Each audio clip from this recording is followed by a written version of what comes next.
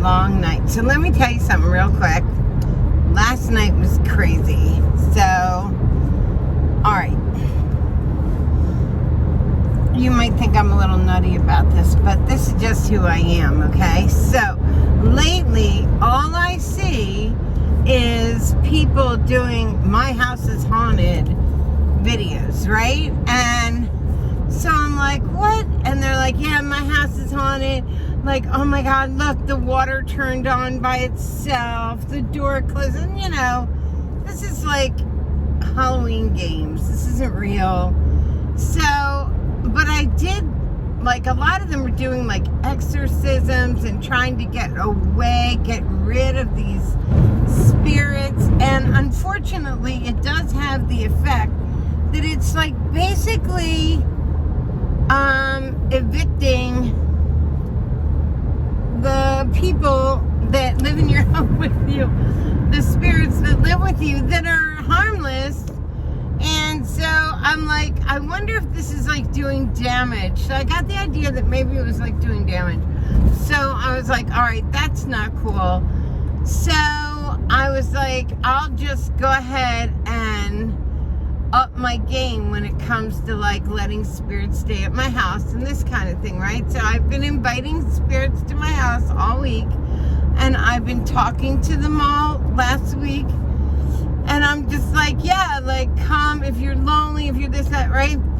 So, and I have gotten quite a few friends over the course of time. Anyway, so last night I was cooking really late, and I watched this show. It's Below Deck, and they have different like chefs on the show, and the chefs were doing certain recipes that I wanted to make one, right? So I looked it up online and found it. So I wanted to make this recipe, but it was a really kind of like long thing to do. So I started the recipe early at like 5:30 when I got home, thinking it would be done by like 8, and I didn't even have it in the oven before 8. So anyway, it doesn't matter. I get it in the oven and I cook it, and then I realized that what I'm cooking is like thicker than what they cooked. So when I check it after 40 minutes, it's raw. So I go back, it's like not cooked at all. So I put it in for another 40 minutes, thinking like I fucked this up, which I did. And then I put it in for another 20 minutes after that. And then it didn't do what I wanted, but it was pretty much, it looked, I guess it's cooked. And then I was like, all right, fine. I'm just gonna leave it at this. And then I covered each part of it, and I put it in plastic wrap and in a Tupperware, and I put it in the fridge, and I went to bed tired. I didn't do the dishes, I didn't do anything. I was just like, fuck, I was disappointed and tired. So I laid down in bed, and lately as I lay down to go to sleep, I hear this kind of like this din under everything, like almost like you're in a restaurant and you're in the bathroom of a restaurant, and you can hear the kind of the restaurant talking, the ebb and flows of it, the kind of tinkling of glasses or something. I don't know. So lately when I've been going to sleep, that's what I hear. Like once I start getting down into sleep, or right before, I should say, I'm not actually asleep, I hear this din. Also, I'm hearing a whole bunch of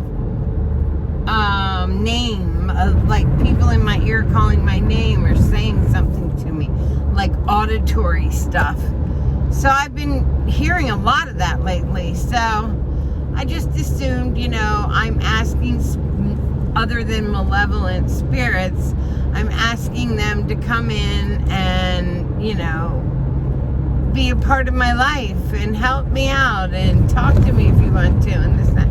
So I've been kind of opening up the gate for that. So anyway, so I hear a lot of noise when I go to sleep, and I hear them, you know, try to wake me up real quick or whatever.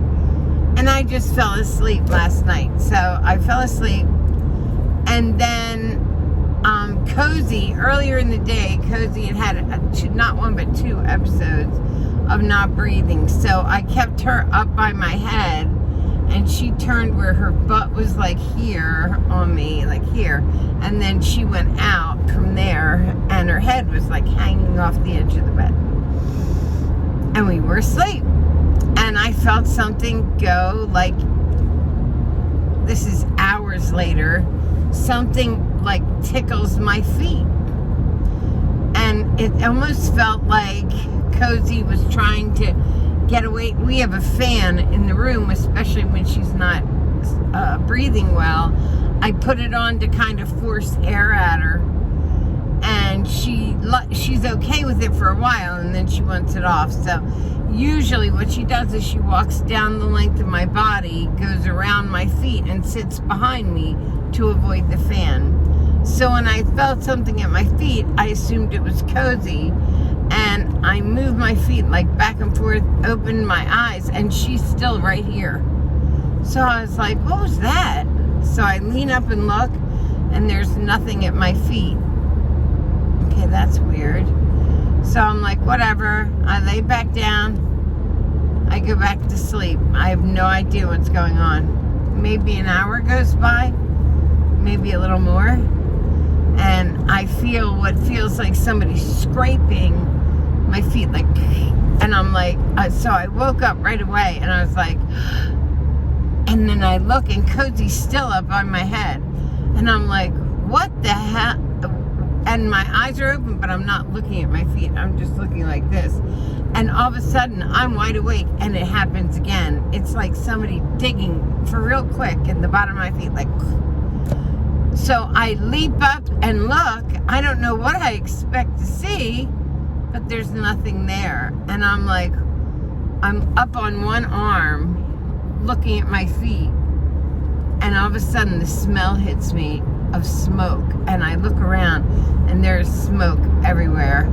So I leap out of bed, oh my God, and I run down the hallway and into the kitchen, where all the stuff in the bottom of the oven was like no fire, but it was smoking pretty bad, and the house was full of smoke, even though my fucking smoke alarms didn't go off, so I'm gonna have to check them today. But I was like, oh my God, had this caught fire? Like, there's like, stuff at the bottom of my oven. So I was like, oh my God, like, and then I realized somebody had helped me. Somebody woke me up to be able to turn off my oven and be okay.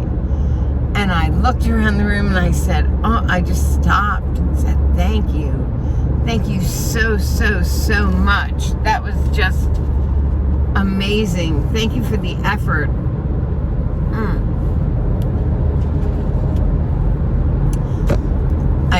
I turned on the fan in the kitchen, the exhaust fan, and I stood there just thanking whoever did it. And then I walked back in the room where Cozy was just looking at me. I was like, holy shit, Mom. That's crazy. But thank you for waking me up, and thank you for getting me again, for saving me again the first time. You see, right before I had my car wreck, when I was 21 years old, I was driving down Route 1, City Line Avenue, and we crossed over Lancaster Avenue, Route 30. Me and Jeb. It was before they had like car seats for kids. They had little seats you set them in and just set them sitting right there next to you, but there was no car seat like where you strapped a kid in, nothing like that. And I was driving down the road, and as I got to Route 30, on the corner was where I was born, Lancaster Avenue. So as I got to Route 30, it's almost like you're going uphill a little bit, but not too terrible. Anyway, I'm coming up, and he's this guy in his lane. He jumped into my lane. I was going straight and he was turning into Lankenau Hospital because he had woken up. His wife had lost complete control. She couldn't feel her legs, like out of nowhere. His wife was paralyzed and he was flipping out. She was flipping out. So they called an ambulance and the ambulance came and picked her up, but he had to drive. So he was behind the ambulance, and I had looked up when the ambulance went by. I looked up much to turn, and then I kept going, and that's when he jumped into my lane. He was in a Lincoln Continental. I was in a Regal, and we hit head on, no brakes.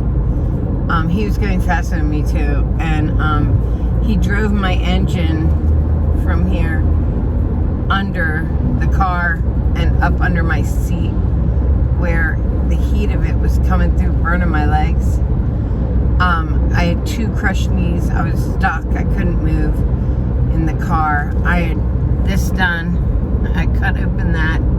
You could see through. I had 2 teeth that were jangled up. I had split my tongue in half, but I thought all my teeth were broken because all I could do was feel like sharp edges, but it was cut in half. Stuff like that. So anyway, Jeb was an infant and he fell on the floor and the whole thing cocooned him in.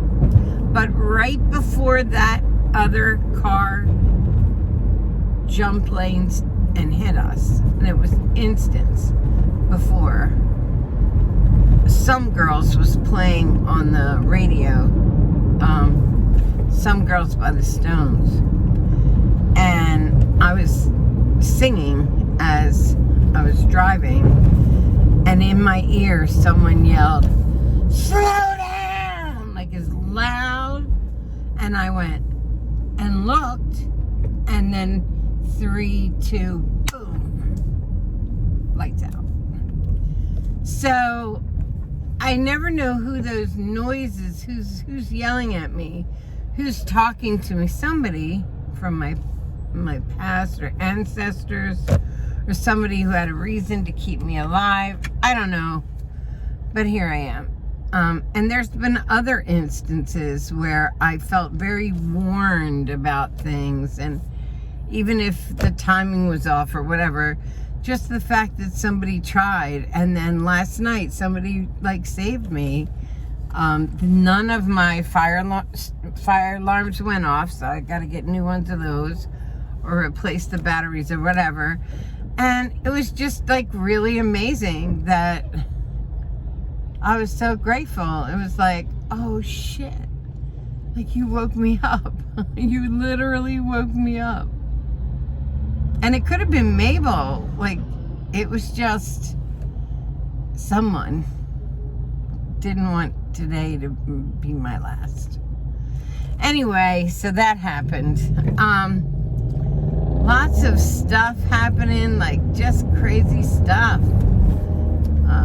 Talking in my ear has been really crazy. And I had the first woman talking in my ear. I really don't have a lot of women that talk to me like that. Most of them are men. Isn't that weird? So anyway, that's the end of that. I just wanted you to know that, people are like, I would never want a spirit in my house. Well, I'm super glad I do. I'm super glad I have lots of spirits in my house. I will put up with this forever because they give me comfort and joy, and they whisper secrets to me in the middle of the night, and they comfort me when I'm sad, and they save me when I'm in danger. So I think that's very cool. And anyway, I love you awful, and I'll talk to you soon. Bye.